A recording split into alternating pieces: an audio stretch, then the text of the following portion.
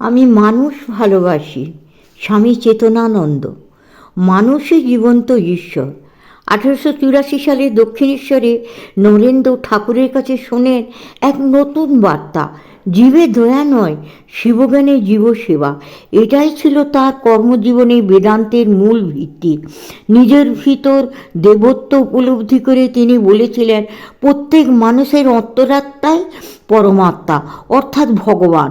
উপনিষদে আছে, দেহ দেবালয় প্রত্যহ সজীব কেবল শিব। মনুষ্য দেহ ভগবানের মন্দির এবং জীবাত্মাই স্বয়ং ভগবান। এই মানুষ ভগবানের সেবার জন্য স্বামীজি জীবন উৎসর্গ করেছিলেন।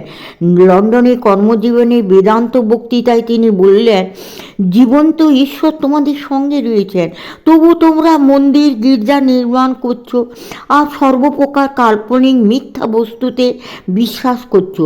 মানবাত্মা বা মানব দেহই একমাত্র উপাস্য ঈশ্বর। অবশ্য অন্য জীবজন্তুরাও ভগবানের মন্দির বটে, কিন্তু মানুষই সর্বশ্রেষ্ঠ মন্দির। মন্দিরের মধ্যে তাজমহল।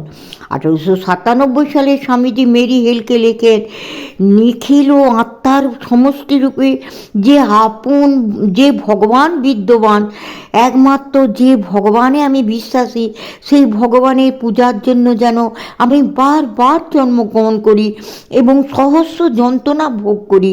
আর সর্বোপরি আমার উপাস্য পাপী নারায়ণ, তাপী নারায়ণ, সর্বজাতির দরিদ্র নারায়ণ, এরাই বিশেষভাবে আমার আরাধ্য। অনেকে মনে করেন জ্ঞানপথ কঠিন কঠিন ও শুষ্ক। জ্ঞানীরা বৈরাগ্যবন্যী দিয়ে হৃদয়কে পুড়িয়ে শ্মশান করে পরব্রহ্মের ধ্যান করে।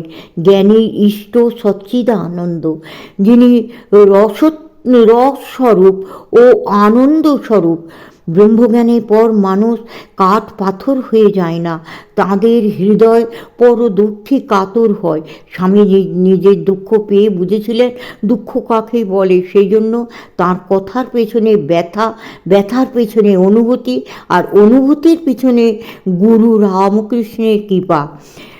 সখ্যার প্রতি কবিতায় স্বামীজি নিজের আত্মচরিত লিখে গেছেন, প্রাণপণে বিদ্যালাভ করার জন্য অর্ধেক জীবন ব্যয় করেছি, প্রেমের জন্য উন্মাদের মতো এদিক ওদিক ছুটেছি, ধর্মলাভের জন্য, মুক্তির জন্য গঙ্গা তীরে, শ্মশানে, পর্বত গুহায় প্রায়োপবেশন করে দেহত্যাগে সংকল্প করেছি, ছিন্ন বস্ত্র পরে দুয়ারে দুয়ারে ভিক্ষান্ন খেয়ে তপস্যার দ্বারা শরীর পাত করে কি অর্জন করলাম?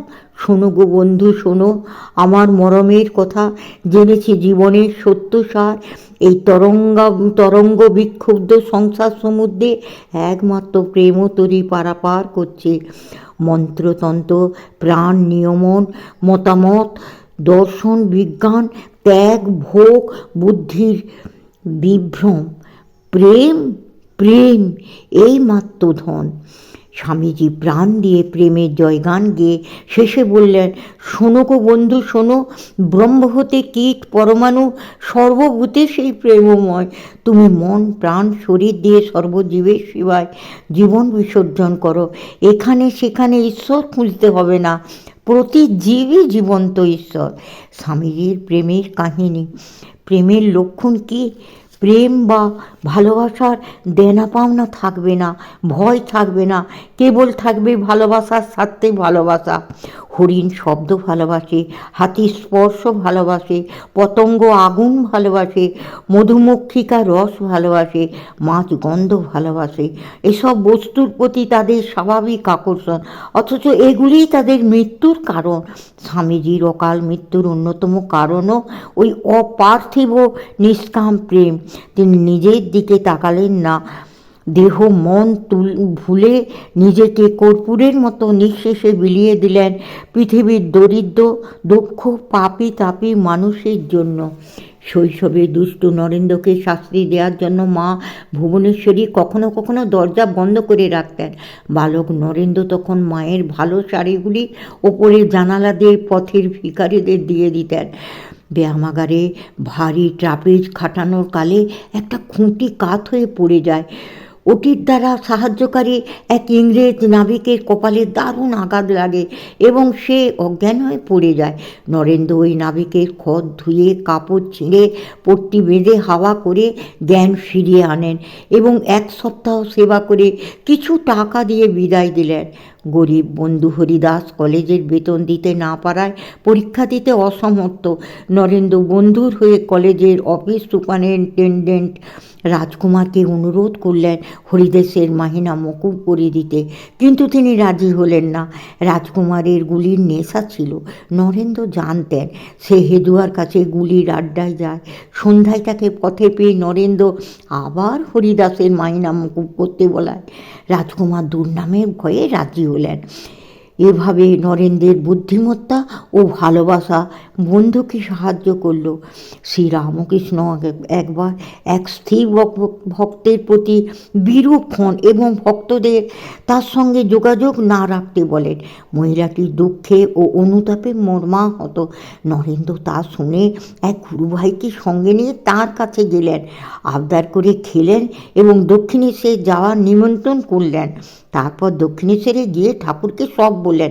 ঠাকুর বললেন, সে কি রে, আমি বারণ করলুম আর তুই গিয়ে খেয়ে এলি? নরেন্দ্র বলল, খাবো না, তাকে এখানে আসতেও বলে দিয়ে এসেছি। প্রিয় শিষ্যের উত্তরে গুরু নির্বাক হয়ে রইলেন। পিতার মৃত্যুর পর নরেন্দ্র প্রকৃত দুঃখ দারিদ্র্যের মুখোমুখি হলেন। গৃহে অন্নাভাব। সকালে রান্নাঘরে গিয়ে দেখতেন হয়তো খাবার সামান্য আছে, কোনো মতে মা ভাই বোনদের সেদিনকার মতো হয়ে যাবে। নিজের ভাগ তাদের খাইয়ে আমার নিমন্ত্রণ আছে বলে বাড়ি থেকে বেরিয়ে যেতেন। কয়েকবার ক্ষুধার ঝালায় অজ্ঞান হয়ে পথে পড়ে গেছেন। কলকাতায় কখনো কখনো বাসে ওঠার সময় কোনো ভিখারি পয়সা চাইলে বাস ভাড়া তাকে দিয়ে 4-5 মাইল হেঁটে গন্তব্যস্থানে যেতেন। একবার বরাহনগরে মঠে নরেন্দ্রের শরীর খারাপ হয়, গুরুভাইরা তাকে শিমুলতলায় বায়ু পরিবর্তনের জন্য পাঠান। দুপুরে খাওয়ার আগে কয়েকজন ক্ষুধার্ত সাঁওতাল এলে জানতে পারেন তারা ভাতের ফ্যান খাওয়ার জন্য দাঁড়িয়ে আছে। নিজের খাবার তাদের খাইয়ে নরেন্দ্র কলকাতায় ফিরে এসে গুরুভাইদের বললেন, আমি মানুষের দুঃখ সহ্য করতে পারি না। পরিব্রাজনকালে রোগজীর্ণ স্বামীজি 6-7 জন গুরুভাইয়ের সঙ্গে মিরাটে এক ডাক্তারের বাড়িতে চিকিৎসার জন্য কয়েক মাস ছিলেন। স্বামী তুরীয়ানন্দ 1915 তারিখের এক পত্রে লিখলেন, একদিনের ঘটনা চিরদিনের মতো হৃদয়ে অঙ্কিত আছে। স্বামীজি একদিন পোলাও রান্না করিয়াছেন, সে যে কি উপাদেয় হলো তা আর কি বলবো। আমরা ভালো হয়েছে বলায় সব আমাদের খাইয়ে দিলেন, নিজে দাঁতে কাটিলেন না। আমরা বলিলেন, আমিও সব ঢের খেয়েছি, তোমাদের খাইয়ে আমার বড় সুখ হচ্ছে, সব খেয়ে ফেলো।